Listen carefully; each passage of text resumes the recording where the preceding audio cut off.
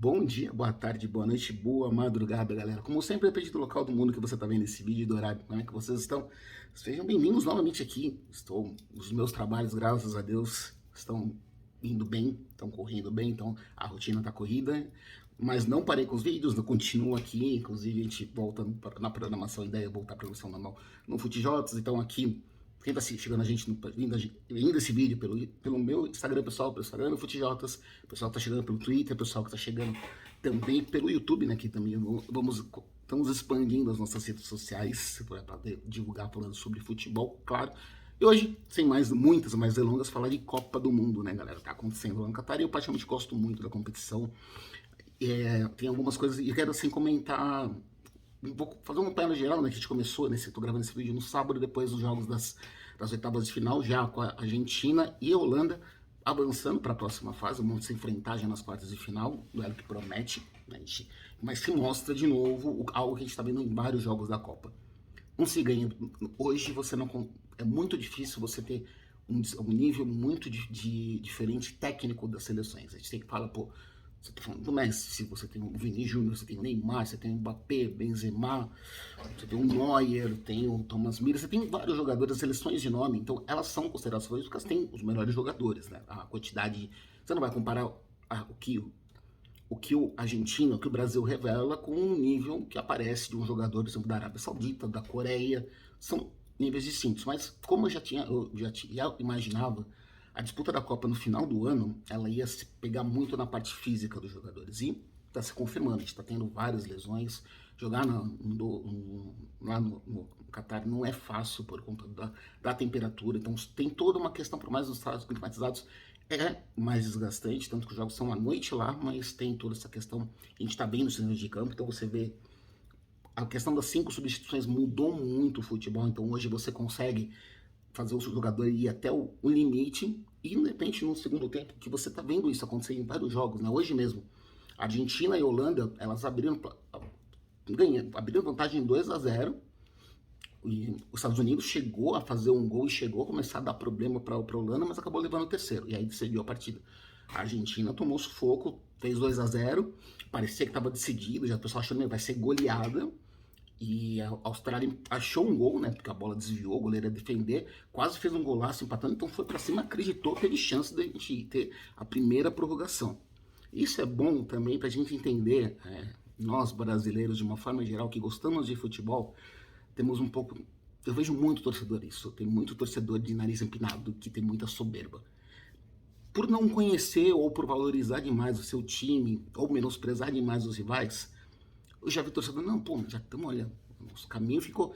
Como você viu a Alemanha sendo eliminada, você viu a Bélgica sendo eliminada, Portugal sofrendo, a Espanha chegou a um momento também tá fora da Copa, você vê e fala, pô, tá ficando complicado, o caminho tá mais fácil.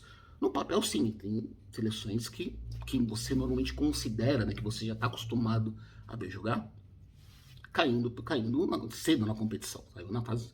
A gente teve zebras assim, não dá para negar que tivemos zebras na fase de classificação, ponto. Mas aí você pega o jogo contra Camarões, onde o Brasil jogou mal. O Brasil não conseguiu jogar, perdeu para Camarões de forma merecida. E isso é bom para baixar a bola da galera.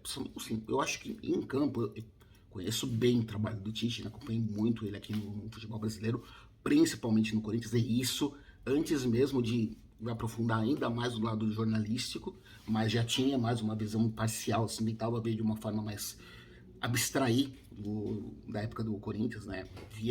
Apesar de ser torcedor do Corinthians, eu gosto de futebol, de uma forma geral, e entendo, e sem valorizar o rival, sem achar os defeitos dos times, e, claro, como jornalista, a gente tem que ter um papel de trazer informações para vocês, deixar que você que está escutando o vídeo ou lê os meus textos, a ideia é que você forme uma opinião. E eu acho que nessa parte também, assim, muito torcedor já estava achando que a Copa estava ganha. Fala, nossa, porque jogou contra a Sérvia, jogou contra a Suíça. Você viu que o Brasil também está sofrendo com lesões, como várias seleções. A França, com muitos desfalques, é que está jogando melhor. Ah, Flávio, perdeu para a Tunísia. A Tunísia foi parecido com o que aconteceu com o Brasil. A França entrou com o time reserva, que já estava classificado, e acabou perdendo. O Brasil, classificado, entrou para poupar jogadores, deu rodagem, que isso é importante.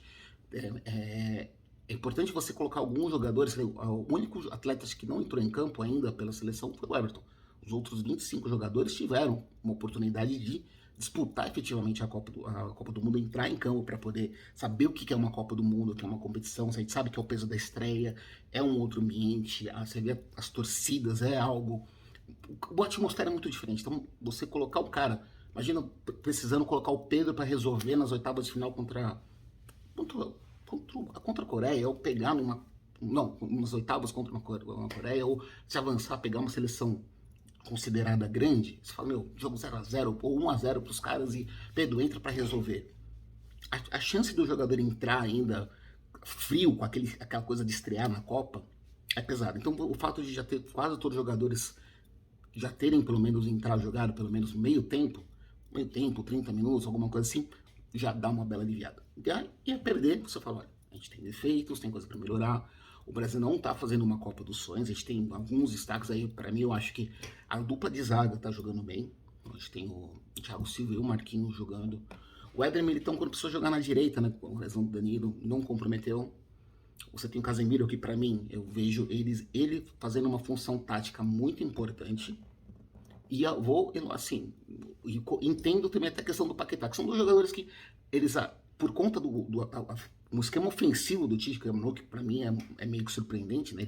Ele jogava com dois volantes e tinha o Paquetá, então o Paquetá jogava aberto, não tinha aquela questão para o Neymar criar jogadas, você tinha algumas alternativas diferentes do que a gente está vendo em campo.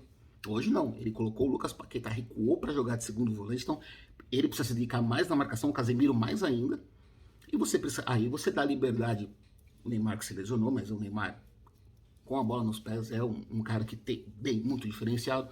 O Vini Júnior merecidamente está titular pela ponta esquerda, pelo que vem jogando a temporada, 2 temporadas dele altíssimo nível. Não é titular primeiro caso. O Rafinha também é um cara que ganhou a confiança dele. E você tem o Richarlison, que também é um jogador que dispensa comentários. É um muito bom jogador. Eu não entendi porque alguns que até questionaram a presença dele na Copa. E aí você então tem uma qualidade ofensiva, e aí eu até coloco destaque também, além do Casemiro, do Paquetá, falando do Vini Júnior. Eu gostei também, de quem teve a oportunidade, foi do Rodrigo, Santos, que está no Real Madrid. Pareceu também que já está à vontade, consegue se sentir bem dentro de campo. Então, o Brasil é favorito contra a Coreia na segunda-feira? Claro, não tem a mínima dúvida disso. Mas vai ter que jogar bola. Tem que jogar bola, jogar sério, pensar no adversário, jogar 45 minutos, jogar os 90 minutos, jogar os acréscimos e jogar na bola. Precisa se preocupar em ganhar jogando bola.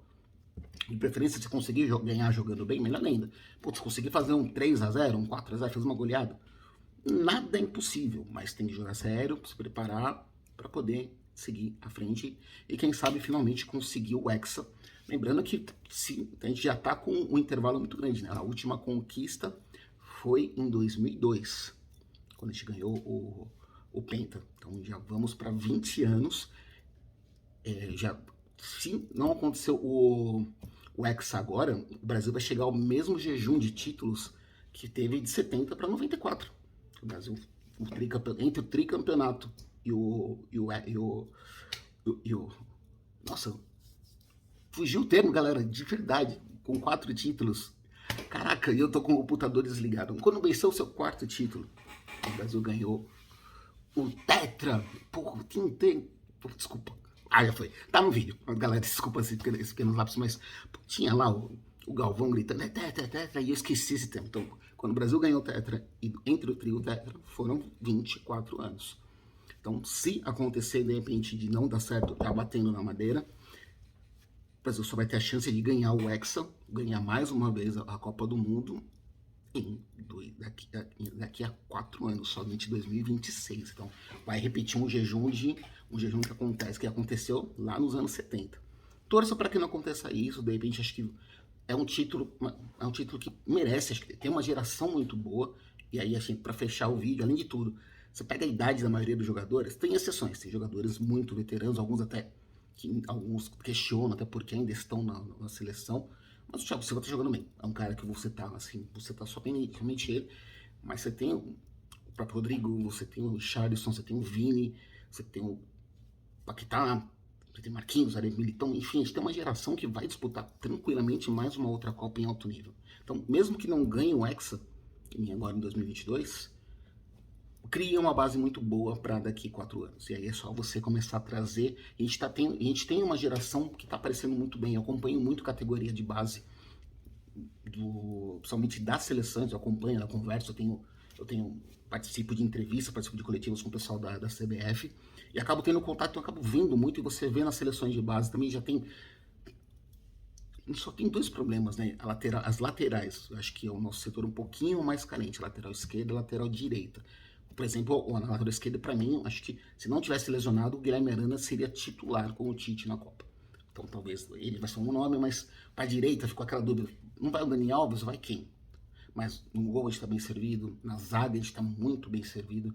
Volantes, tem muitos volantes bons aparecendo aqui, citando 2 aqui logo de cabeça, né? Você tem o André do Fluminense e o João Gomes do Flamengo, que tem idade olímpica, cara. Se não me engano, eles têm idade olímpica. Eles vão jogar em Paris, vão jogar em 2024, e tem tudo para estar no próximo ciclo de Copa do Mundo, jogar eliminatórias, disputar a competição.